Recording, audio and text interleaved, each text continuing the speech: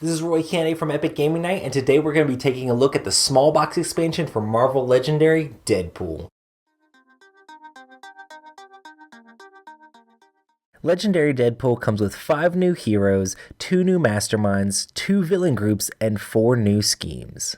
The theme comes from the Mercs for Money Deadpool comic book storyline, where Deadpool gets some other little-known Marvel characters to dress up as him to help him complete different tasks.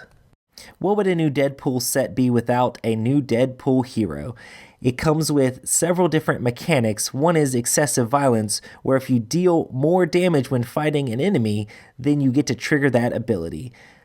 There are also new cards with half fight and half recruitment, which you have to add them together to become a whole before you can actually use them. Then there are other cards that this set calls Breaking the Fourth Wall that have to do with different things outside of the game, like nighttime is the right time, depends on the time of day on whether it gives you attack or recruitment.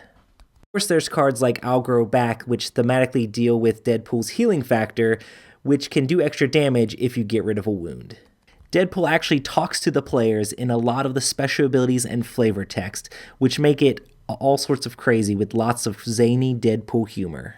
Next we have Bob, Agent of Hydra, which has several cards that deal with SHIELD agents and Hydra agents, allowing you to look at the top card of your deck. If it's one of those, you get to draw it, and several cards that have half attack as well. Stingray has a couple cards allowing you to draw cards from your deck, and he's also a fan of excessive violence, allowing you to KO a card from your discard if you do extra damage to a villain. Solo's cards all do half damage and half recruitment, and he even has a card that refers to card art, saying if it has a gun in it, then you get to draw that card off the top of your deck, and his ultimate card can actually cut the Mastermind's fight in half. Several of Slapstick's cards trigger off of excessive violence, allowing you to do several different things. But one card actually refers to the other players at the table's heights, so it's going to cause everybody to stand up and see who's the tallest and shortest to trigger different abilities.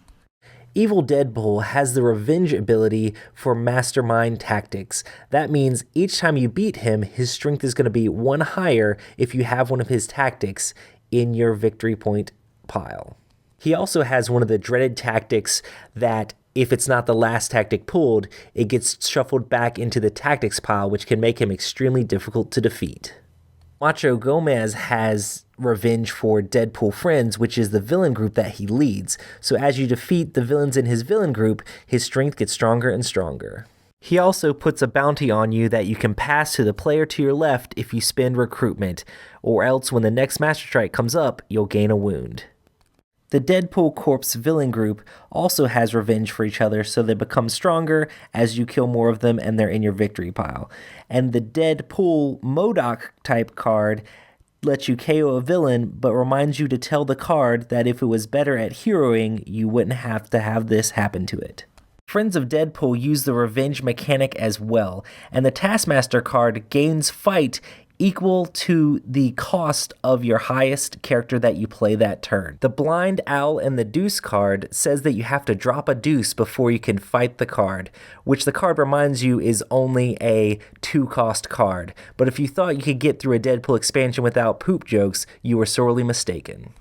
The schemes in this expansion are pretty funny overall. One scheme has it where Deadpool writes the scheme and all sorts of crazy stuff happens that's completely unbalanced, as Deadpool puts it. There's also one where Deadpool's trying to get chimichangas. The rulebook for this expansion actually has Deadpool narrating all the rules to you, which is actually quite funny, but doesn't necessarily make it as easy to comprehend. The art for the expansion overall is great, with lots of crazy zany abilities on lots of different characters you've probably never heard of before. Marvel Legendary Deadpool. It's definitely a very interesting expansion with all sorts of crazy stuff going on. It feels very much like the Magic the Gathering, like unglued and unhinged stuff, where there's lots of crazy, interesting things that are like off the wall going on in the game. There's lots of stuff that like has to do with the time of day or like interacting with the other players at the table and different stuff like that. I definitely like all the new mechanics in it. The whole revenge mechanic for the bad guys definitely makes them very tough. And I actually think that the back of the box here says it's from 1 to 5 players, but I definitely think this game can't really be played solo at all with this expansion because so many of the cards interact with other players. It's like, look at another player's card on their deck, or the fact that the bosses get so much more difficult when you kill the certain villains. So when they go into your victory pile, they become more difficult, so they become really hard to beat. So I don't think you can really solo this expansion at all. So if that's something you're interested in Legendary, this is probably not for you. But if you like all the crazy different stuff that could happen, like I really enjoyed the Null Smash card from the Fear Itself expansion, where whoever hit the table first, everybody else would get a wound.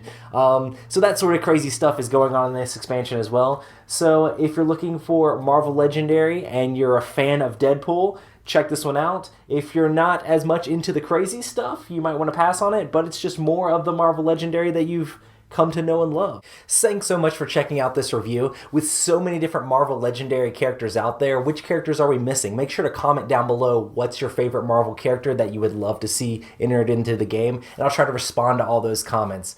So we'll see you guys next time. Peace. Thanks so much for watching the Dice Tower videos. Find more great videos and reviews, as well as our top-rated audio podcast at Dicetower.com. You can also find other great shows at DicetowerNetwork.com. I'm Eric Summerer, and you've been watching The Dice Tower. The Dice Tower is sponsored by Cool Stuff Inc., where you can find great games for great prices. Cool stuff in stock. Check them out at CoolStuffInc.com.